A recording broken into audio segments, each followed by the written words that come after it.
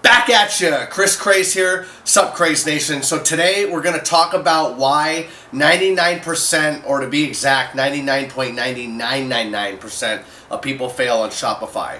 First and foremost, you got to look at Shopify as a business. Just that's as simple as it is. And there's that phrase again. But to be serious, you really got to look at it as a business. You see a lot of videos, you might see a lot of people online, and they're telling you how easy it is and how you can create a store, you can get selling in a couple days, make thousands of dollars by the end of the week. The majority of the time, they're already up and running and they're already making money. Other times, they're doing what they're doing and they have a secret, maybe, and you have to buy their course or something like that. We'll get to that later. But no, for real though, why 99% of people fail is they don't take it serious. They don't look at it as a business. So there's two routes to this business, and I'm going to discuss two routes in videos to come that a lot of other people don't discuss. And what those are is the short route and the long route. To have a very, very successful store, you want both combined together. When you're creating a store, you're creating a brand. You see brands like Ross and JCPenney and Sears. I mean, these are big brands. These have been instilled in your head since you were a kid. Well, they do have millions of dollars that they put towards advertising as well, which there's the key is advertising. But they have a brand and they build a brand. So just building a store, you want to make sure that you pick out what is going to work and what is going to be great for your niche that the people are going to like and that they're going to relate to. There's many different things that people can relate to. Types of products, maybe certain shapes, certain colors. Those are very, very generic things that you could build a brand on. There's other things like maybe kitchen utensils or, living brand or dogs. People talk about dogs all the time. So these are things that you can build a brand around. Well, it's not just building the brand, but you have to do the marketing and you have to build a strategy for that. And the strategy comes, like I said, in two different forms. You have a short-term strategy, which is going to be like influencer marketing. It's going to be paid advertisements from Google and from Facebook. And then you have your long-term strategy. Long-term strategy involves content creation, content curation, and having a website that really draws people in organically and through the content. That's a long road, it's a hard road, but that's a road that I'm expert in. I have 3 brands, physical running businesses, staff, employees, buildings, warehouses, physical inventory that I stock. And in 3 years at each business, the business was making over $1 million a year. And that was with 0 outbound sales, 0. So when you look at that, you got to think, obviously there's hard roads, there's short roads, there's easy roads to take, but I did learn a lot from doing that, and now doing Shopify and doing drop shipping and doing FBA, it's way easier. You don't have to deal with the employees, you don't have to deal with the headaches, but the point of that was the long road of curation. There was no influencers. There was no people that I could give my product to. My products were in the special effects industry. So anything that you've seen with nightclubs, bars, events, festivals, if you like music festivals, you've seen my products before. Disney, huge one. But I don't need to name drop, but maybe I did, but whatever.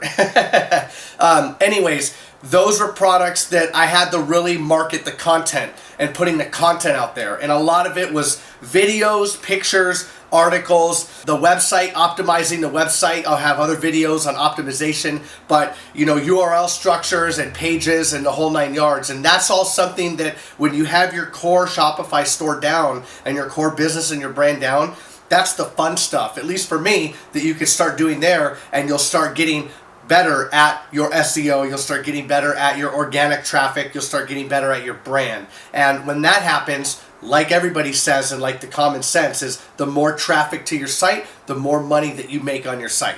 And there's the solution to your problem.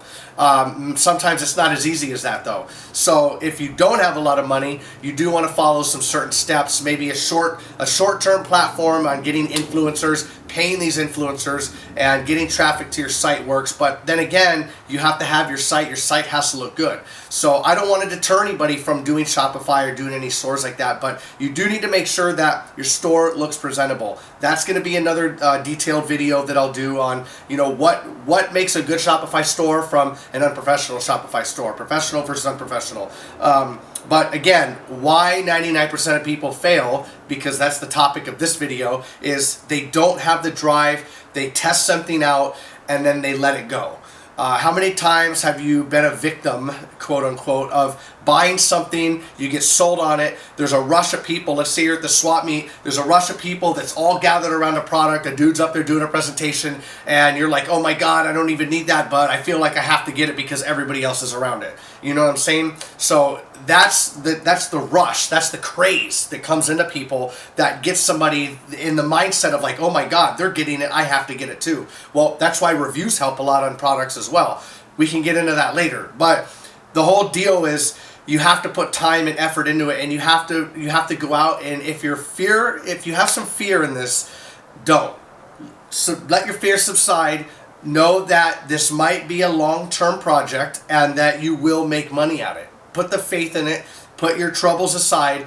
You know, again, if you think that this is a short-term key to success, why isn't everybody and their mother doing it? Trust me. So a lot of people will start to do it and they don't follow through with it. They don't take it serious. They don't take it as a company. You know, I run companies with employees. I have people that work for me. Trust me, you don't want to do that. I'm telling you right now, I love employees.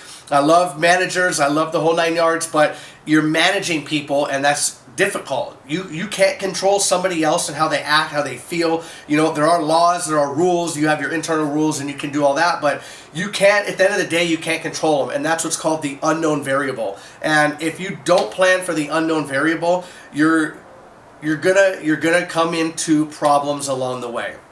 If you don't plan for the unknown variable, your problems are going to be a lot bigger. I've been an investor on many shows and many EDM shows in the past, hip-hop shows, you name it. But I come from a music industry, and when you don't plan for the unknown variable is it could rain out one night and there goes your show. Everything else went perfect, your marketing went perfect, everything went perfect, but you didn't plan for the rain because it wasn't in the forecast. Well, all of a sudden it started raining and half or less the amount of people showed up for your show. Well, that's great, but you don't have ticket sales, and now you just lost your investment. So that's not going to happen here. This investment is a good investment, but you have to take it serious, and you have to take it as a business. And you know, you ask. I get a lot of questions a lot of times. You know, why do a lot of people fail? You know, and the numbers may differ. Why do 80% of people fail Shopify? You know, why do 90% of people fail? Why do 110% of people fail? That wouldn't be a real number. But you know, why do people fail? Well, they don't trust their gut. They don't trust their instinct, and they really don't trust themselves and believe in themselves. And I say that very, very serious because you have to believe in yourself. You know, every day that you walk out of your door, you're trusting yourself that you're going to make the right decisions, that you're going to look both ways on the street, that you're going to get in an Uber ride with the right person. You know, you are trusting the circumstance and the situation, but you're trusting yourself. Do the same for yourself here. Trust yourself on Shopify. Trust yourself that you're going to do a good job, and just know the process and know how it works. And if you follow my channel, hit that subscribe button. I'm going to have plenty of more information for you guys for days and days to come, and weeks to come, and months to come. And it's going to be very broad. There's a lot of people on YouTube right now that do a lot of information, and they talk about, you know, very specific items like just Shopify or just Amazon FBA. You know, I've been doing Amazon for the last 10 years.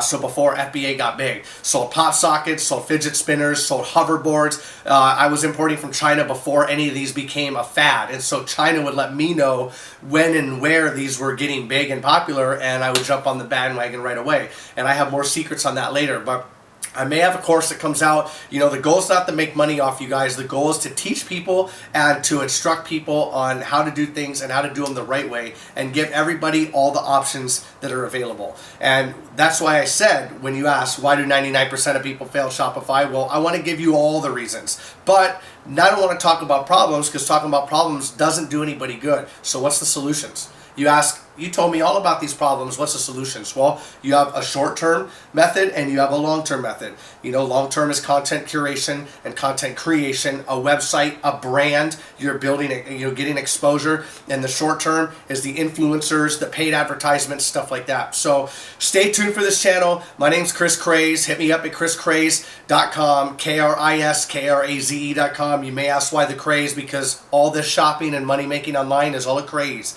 And if you're all about it, you're crazy about it. Stay tuned till next time. Bye.